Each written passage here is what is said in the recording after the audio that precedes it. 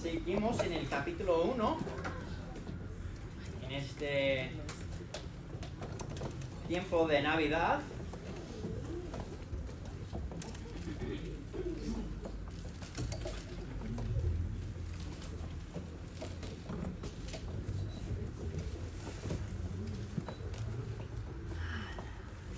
Agradezco al hermano Hernando por haberlo leído, un trozo del texto que vamos a ver hoy.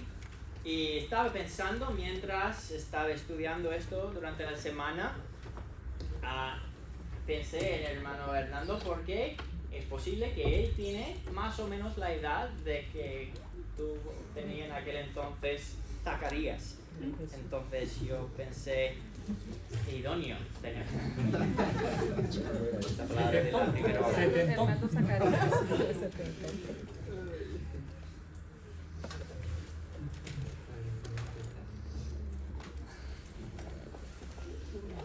Hay que entender en este pasaje lo importante que era tener hijos en aquel entonces. En aquel entonces, no tener hijos, y hasta en el día de hoy en ciertas culturas, era una vergüenza. En algunas ocasiones podría haber sido el juicio de Dios. Podemos mirar en la ley, pero por lo menos la gente entendía así. A veces Dios da un principio, pero la gente lo implica a todas las situaciones. Y tenemos un libro entero para decirnos que no es siempre como se parece. No es siempre el juicio de Dios que ha dado una situación. Vemos eso en el tiempo de Abraham, ese anhelo de tener hijos. Y especialmente entre las mujeres de Jacob, Lea y Raquel. Lucharon para tener la preeminencia y el favor que venía con tener muchos hijos, o al menos más que la otra mujer. Vemos eso de nuevo con Ana, madre de Samuel, y cómo luchaba en su alma por no tener hijos, especialmente por no tener hijos como tenía la otra mujer. Es otro principio, solo una mujer. Entonces, puedes imaginar cómo la ambivalencia que habría sido ver una pareja justa, como se describe en el primer capítulo de ese libro. Una pareja justa como que no tenía hijo alguno. Eso es... ¿Qué hacemos con esto? Cuando nuestra forma de pensar, nuestra cosmovisión, nuestra filosofía acerca de hijos no concuerda con lo que vemos. ¿Qué pensamientos debería haber estado en la mente de los demás? Y dice al principio de ese capítulo que Elizabeth era estéril. Y imagino, eso solo es mi imaginación, pero imagino como somos humanos, que cuando estaban hablando, había varios Elizabeth en aquel entonces, era un nombre bastante común. Escuchar dónde van Elizabeth y qué Elizabeth, el estéril. Sí. Imagino que era casi como un apodo para ella, porque eso fue algo tan importante en la vida. Entonces, pues muchos, imagino, deberían tener la idea de que tenía los discípulos de Jesús en cuanto de cosas así. Vemos y no tienes que ir aquí, pero en Juan capítulo 9 había algún instante de un ciego. Al pasar Jesús vio a un hombre ciego de nacimiento y le preguntaron sus discípulos diciendo: Rabí, ¿quién pecó? ¿Este o sus padres para que haya nacido ciego? Y la respuesta de Jesús no es que pecó este ni sus padres, sino para que las obras de Dios se manifiesten en él. Entonces imagino que algunos hubieran dicho, ¿fue Zacarías o sus padres? ¿Fue Elizabeth o sus padres que pecaron? Para que no tengan hijos. A veces las cosas no están como se parecen. Tenemos un libro entero, como hemos dicho, que nos enseña de esa verdad, que se llama Job. Eso es un punto clave a la hora de dar consejería bíblica. Es una advertencia fuerte que nos da Salomón en Proverbios 18:13, diciendo que él que responde antes de escuchar cosecha necedad y vergüenza. Pero esa es nuestra naturaleza, ver cosas y interpretarlas. Pensamos que sabemos ya cómo es la cosa. Antes de continuar, podemos pausar un momento aquí para darnos cuenta del hecho de que ¿cuántos años tendrían en aquel entonces Zacarías y Elizabeth? El texto no nos dice, pero hay algunas pistas. La Biblia no nos da un número, pero sí que nos da descripciones, ¿vale? Vamos a ver las descripciones. La primera es la del escritor Lucas, un médico que usó un término bien educado. Dice que ambos eran de edad avanzada. Eso vemos en el versículo 7. Ambos eran ya de edad avanzada. ¿Cómo nos diríamos hoy en día? Tercera edad. Eran de tercera edad. 80, 90. Tercera edad. O sea, en la residencia, en el pueblo ya se habían jubilado, aunque sabemos que aún trabajaba Zacarías en su puesto y ofrecían holocaustos. Pero era un hombre ya pasado tiempo de hijos. Y luego, aunque Zacarías se describe a sí mismo como un viejo, soy viejo, no quiere disimular, pero como un esposo amable, Zacarías pone la misma descripción sobre la edad de su mujer que puso el médico Lucas, de edad avanzada, ¿vale? Maridos, toma nota, ¿vale? Que tengamos que seamos educados a la hora de dar de esos temas. Pero volviendo al tema, quería mencionar su edad para subrayar el hecho de que habían pasado todo su matrimonio con esa vergüenza cultural,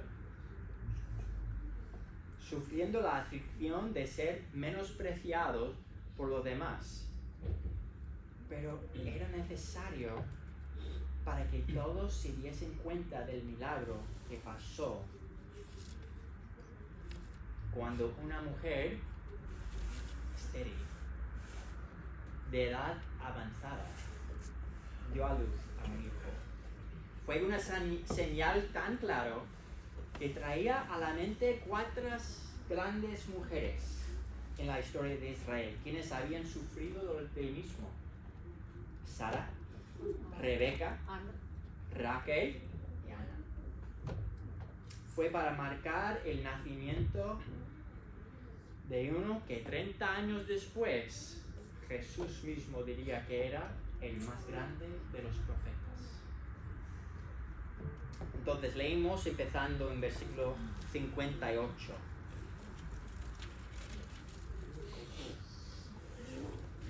Perdón, 57. Cuando Elizabeth se cumplió el tiempo de su alumbramiento, dio a luz un hijo. Y cuando oyeron los vecinos y los parientes que Dios había engrandecido para con ella su misericordia, se regocijaron con ella. Imagina este pueblo en aquel día, el gozo que hubo en este pueblo. Aconteció que al 8º día vinieron para circuncidar al niño y le llamaban con el nombre de su padre, Zacarías. Eso es interesante.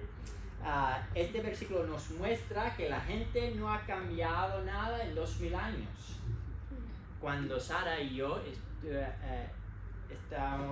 ella estaba embarazada con Chloe, tuvimos algunos nombres si fuese nene o nena. Y la gente te pregunta, ¿ya tienes nombre, Elio? Y decidimos en un Plus que no íbamos a compartir lo que estamos pensando en cuanto de nombre, porque algunos dirían cosas feas como, yo conocía a un chico con ese nombre. A mí no me gusta ese nombre para nada. Yo conocía a una hija que era tremenda con ese nombre. Entonces era como, vale, sí, hemos pensado en algunos nombres. Eso era la respuesta después, ¿vale? Y cuando alguien me dice un nombre que están pensando para su hija, puede ser Mefibosheth. Y bueno, ¿qué nombre? Muy bien, ¿vale? Vale. Entonces, pues aquí la gente tenía tanta audacia como para poner nombre al bebé sin ni siquiera consultar a sus padres. Porque recuerda que Zacarías no podían hablar. Y otra cosa es que vamos a ver que parece que no podían ni escuchar. Parece que era sordo-mudo en aquel entonces y vamos a ver por qué. Claro que sería Zacarías por su padre.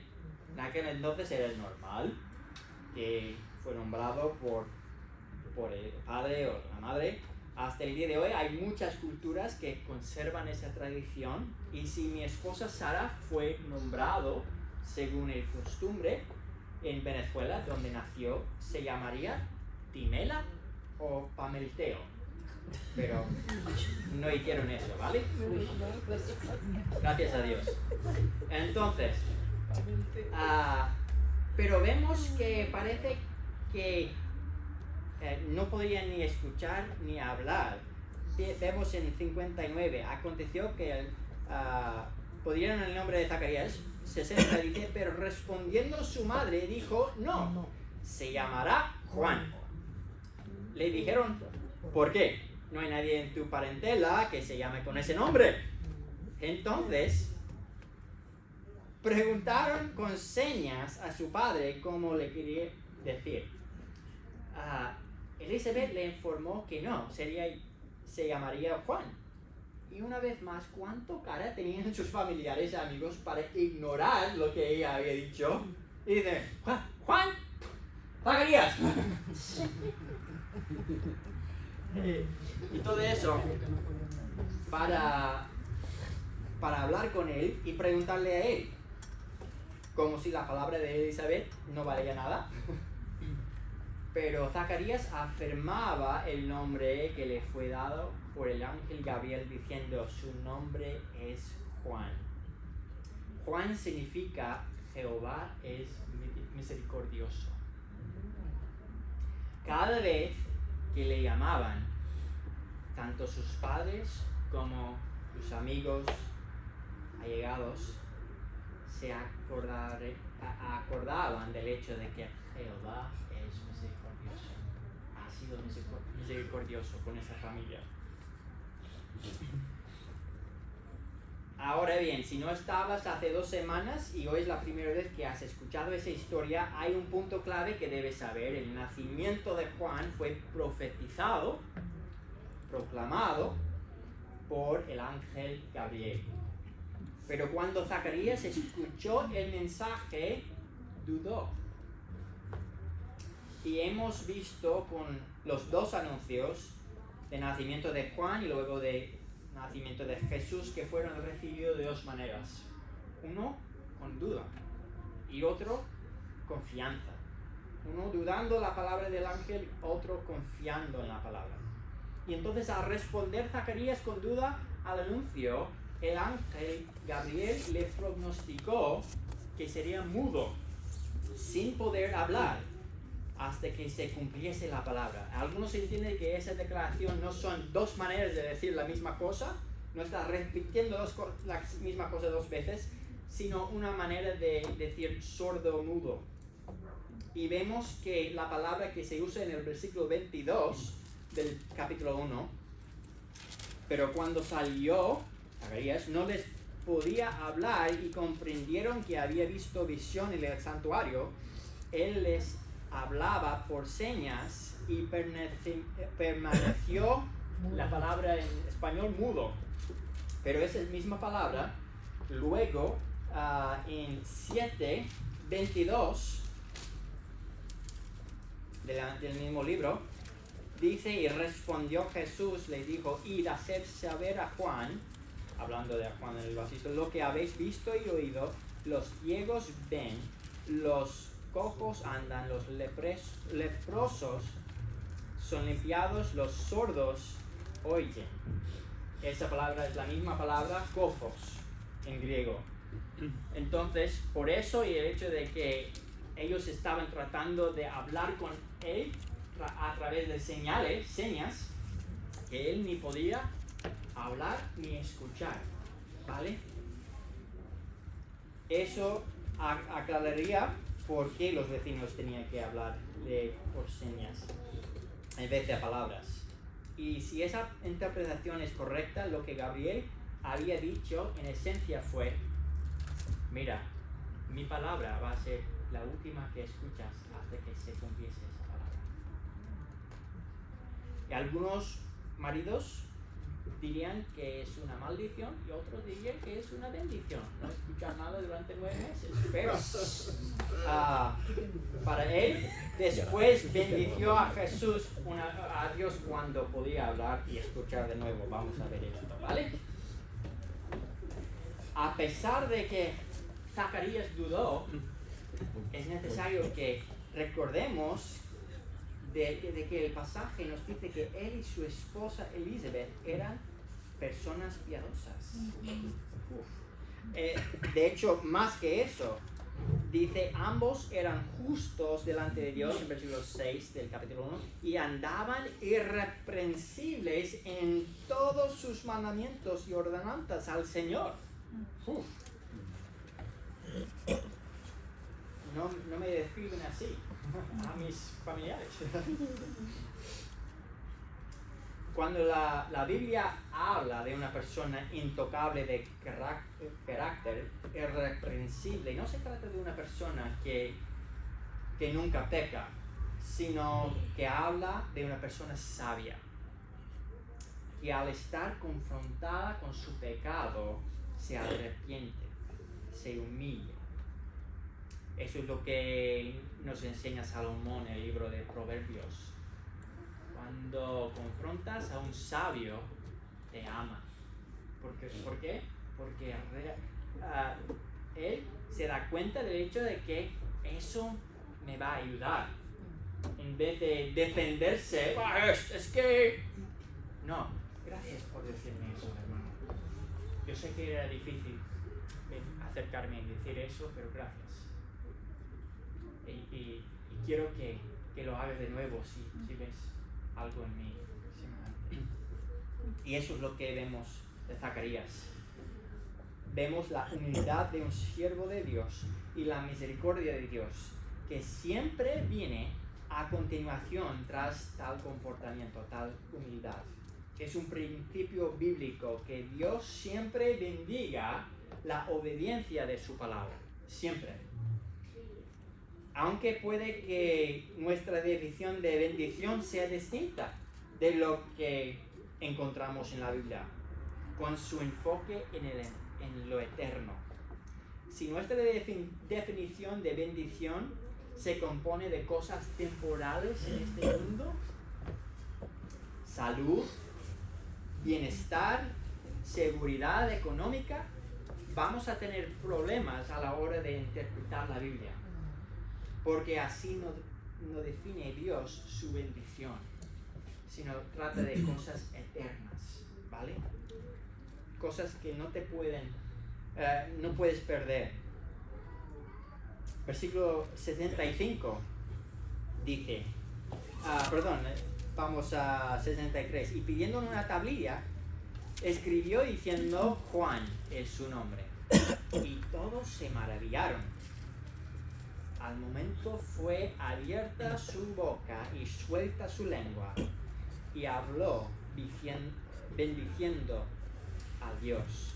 Y se llenaron de temor todos sus vecinos, y en todas las montañas de Judea se divulgaron todas esas cosas.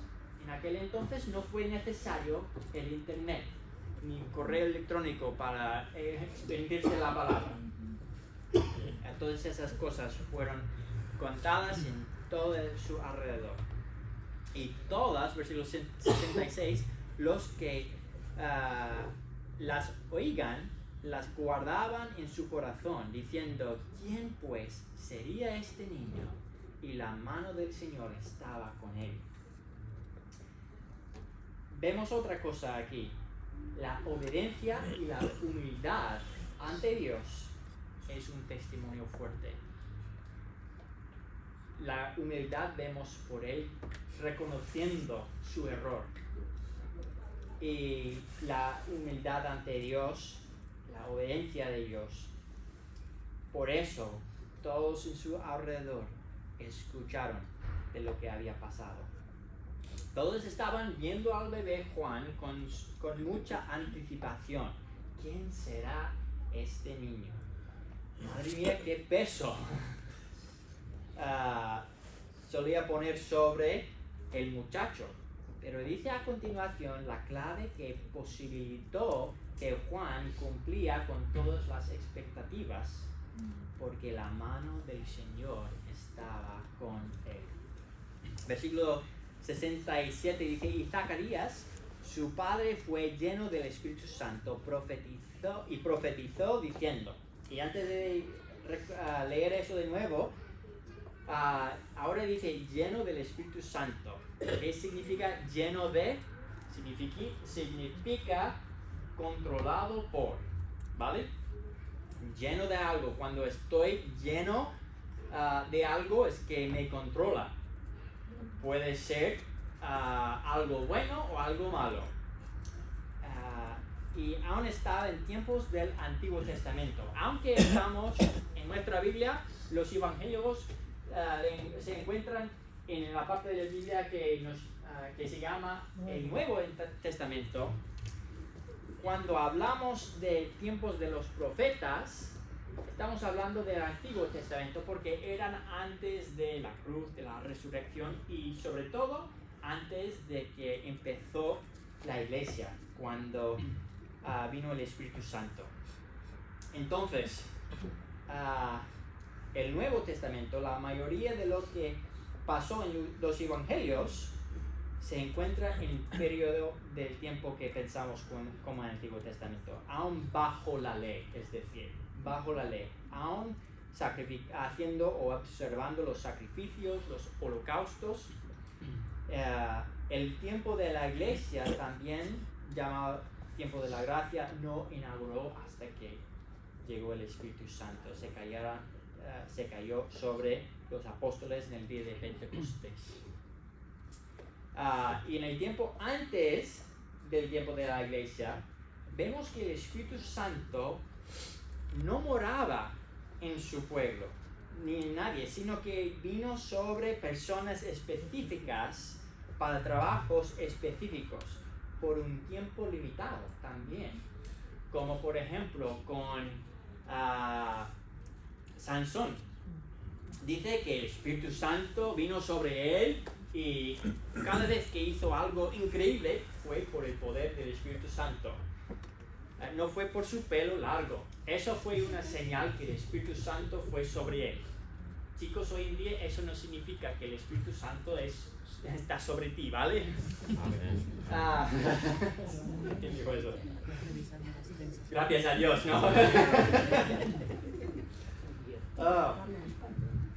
Pero es lo mismo aquí. También se marca la diferencia con Juan y dice que fue llenado del Espíritu Santo desde el vientre de su mamá. Eso nunca había pasado en la historia.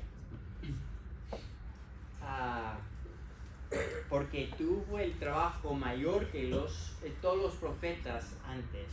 Su trabajo era para preparar el camino para el Mesías.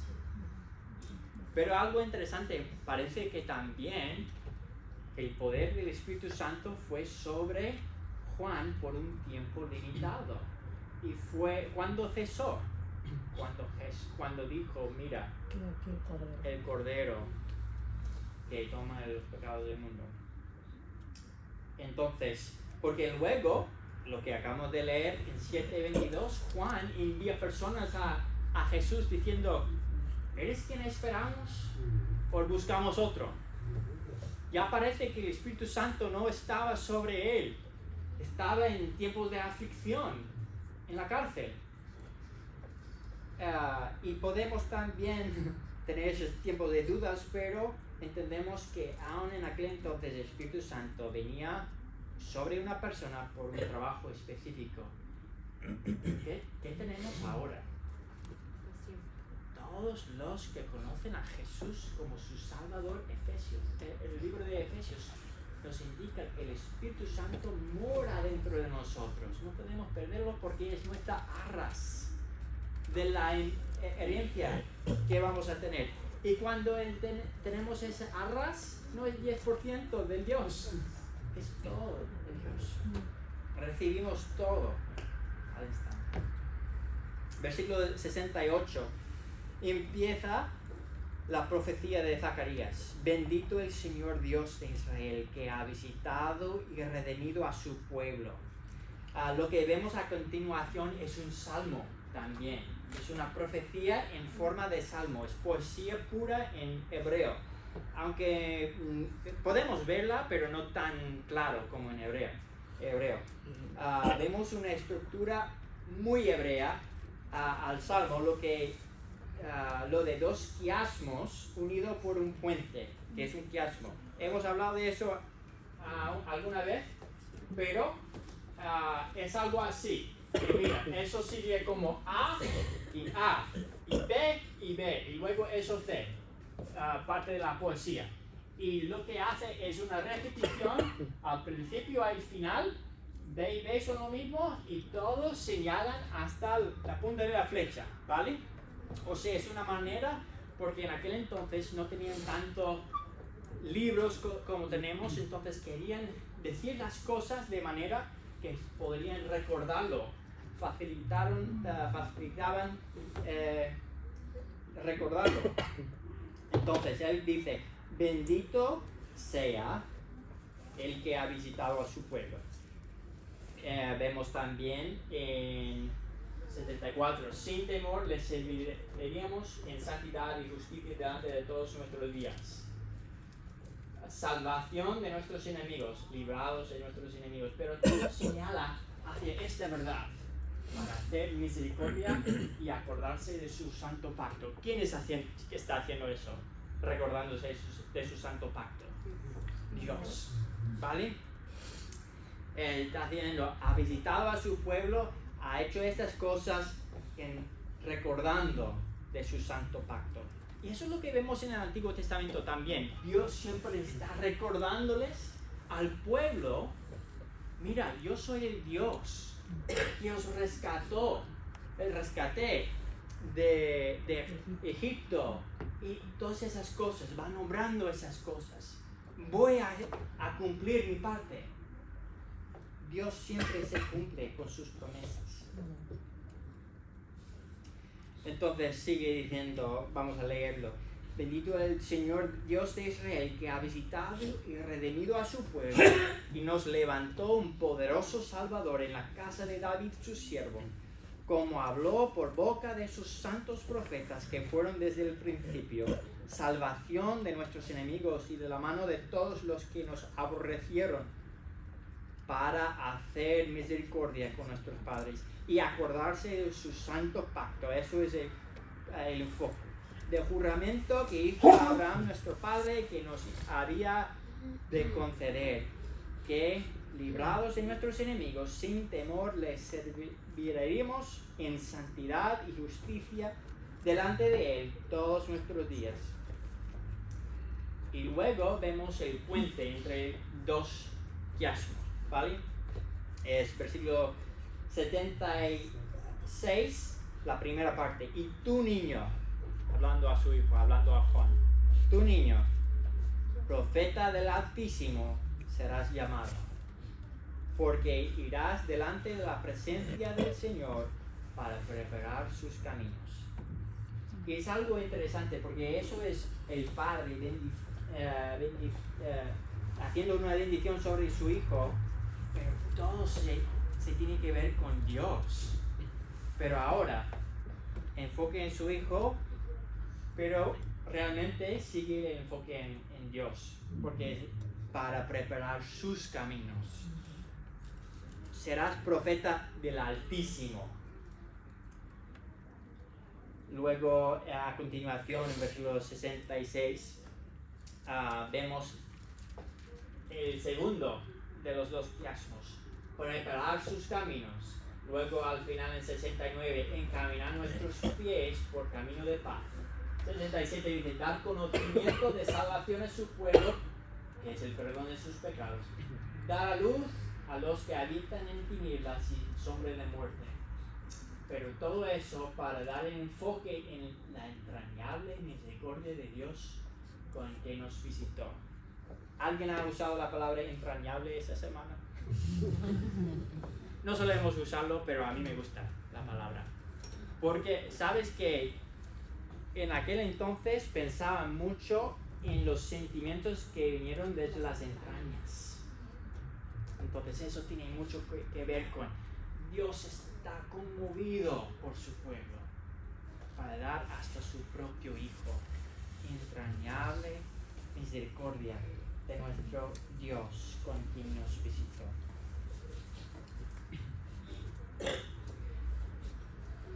Entonces leemos la segunda parte. Señor, para preparar sus caminos, 67, para dar conocimiento de sus salvaciones, de salvación a su pueblo, para perdón de sus pecados, por la entrañable misericordia de nuestro Dios, con quien nos visitó desde lo alto la aurora, para dar luz a los que habitan en tinieblas y en sombra de muerte, para encaminar nuestros pies por camino de paz. Perdón, es el primer capítulo 79, acabo de leer. Por todo el Salmo, el enfoque no está en Juan, aun cuando Zacarías le habla a Juan, porque se trata del Mesías. Y Juan tendría importancia no por sus propios hechos, sino por el hecho de que declararía del Mesías venidero. Puede que hoy sufras de sentimientos de inferioridad. El mundo te diría que tienes baja autoestima y que tienes que trabajar en el autoamor y pensar mejor de ti mismo. Pero vemos aquí que sentimientos de inferioridad salen del hecho de que sí, somos inferiores. Somos inferiores de nuestro Creador. Somos pecadores. Pero la historia, gracias a Dios, no para allí. Lo que estamos viendo es la historia de cómo el soberano, eterno e inmortal se bajó para rescatar a sus seres creados.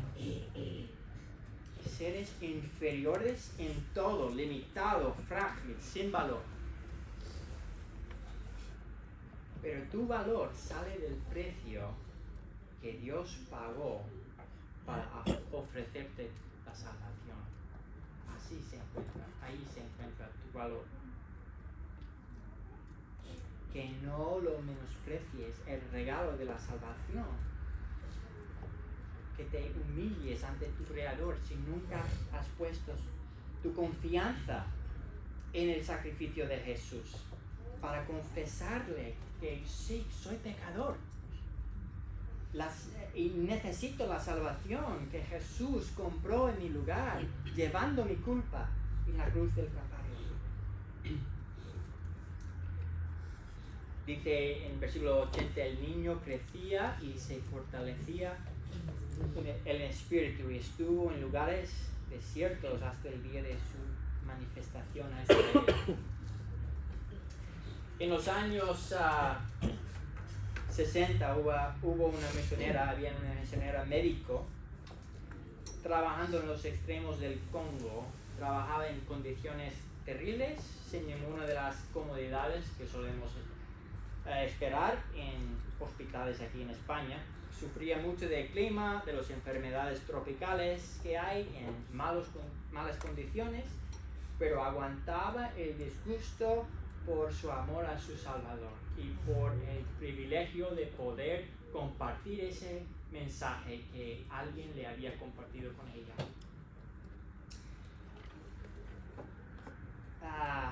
Pero hubo guerra en el Congo, donde estaba, y los guerrilleros entraron en el recinto y violaban a todas las mujeres, incluyendo ella. Ella contó sus pensamientos al sufrir tanta injusticia y vulgaridad, diciendo: ¿por qué Dios? Tú podrías haberme protegido de todo eso.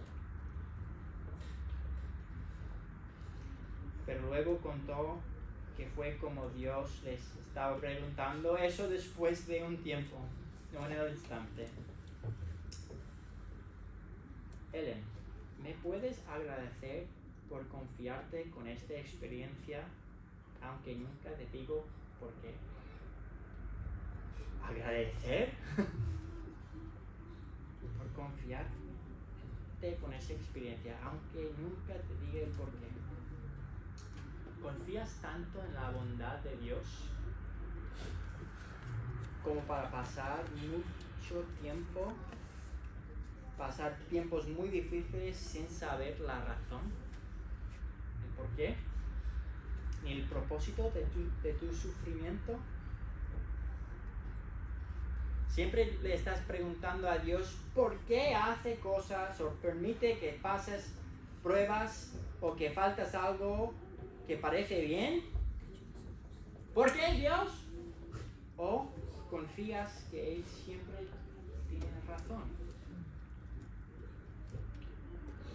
Antes de sacar mi carnet de conducir, tenía que pasar por un curso que te muestra los efectos de drogas y alcohol y cómo te cambian y distorsionan la percepción, ¿vale? En esa clase tuvimos que poner algunas gafas especiales. ¿Alguien lo ha usado estas que hacen que no puedes caminar recto ni nada? Trata de simular cómo es cuando estás bajo los efectos de alcohol. No podríamos caminar recto ni nada. Pues así ha sido desde que Adán pecó. Vemos todo a través de ojos manchados del pecado. Pero por el Espíritu Santo, obrando a través de su palabra, podemos tener cada vez más la mente renovada, que nos posibilita ver las cosas de la perspectiva de la eternidad.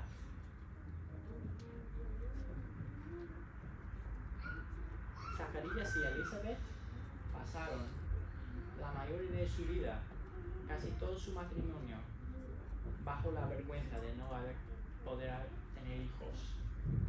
Pero fue por un propósito. Ellos no podían ver eso.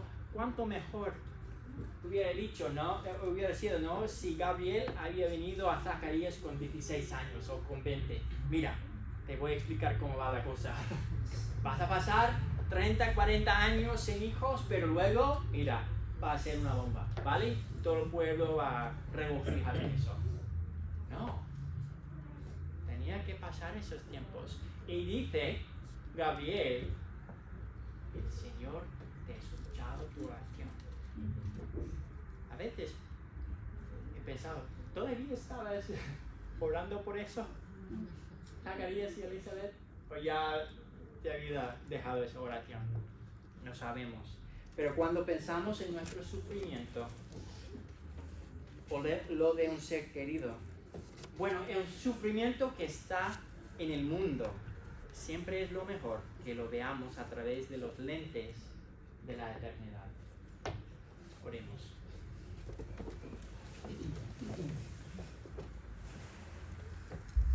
Padre Santo y Padre mío, Dios mío, gracias por tu palabra. Es tan cercano a nosotros.